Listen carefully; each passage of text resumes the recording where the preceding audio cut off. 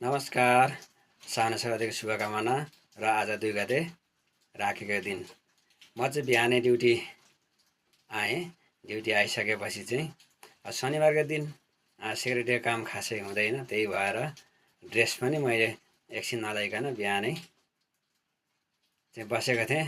अलि मनमा चाहिँ अलिकति झ्वास्स पर्ने खालको कुराहरू सुने। त्यो कुराले गर्दा चाहिँ मनमा अलिक धेरै नै कस्तो कस्तो महसुस भयो भनौँ न मनमा। त्यो कुरालाई भुलाउनको लागि चाहिँ मैले यो धुपीलाई चाहिँ दुईवटा धुपीलाई चाहिँ काटेर गोलो बनाउँछु र मेरो मनको खेलेको कुराहरूलाई चाहिँ बिर्सन कोसिस गर्छु भनेर चाहिँ म धुपी काट्न लागेँ साथीहरू। अब धुपी काट्दैछु, हेर्नुहोस् मन पनि हलुका हुने, किनकि आफ्नो टाइम चाहिँ यतातिर गयो र त्यो कुरालाई भुल्न सजिलो हुन्छ भनेर र म काट्दैछु। ल साथी हेर्नुहोस् है कस्तो हुँदैछ। राम्रो गोलो भएछ भने पनि ठिक छ, वाउ भनिदिनु होला। राम्रो छैन भने पनि ल है भाइ दाइ राम्रो भयो भने यसो गर्नुपर्छ भनेर सल्लाह दिनु होला। ल है, डबल फाइदा भइरहेछ।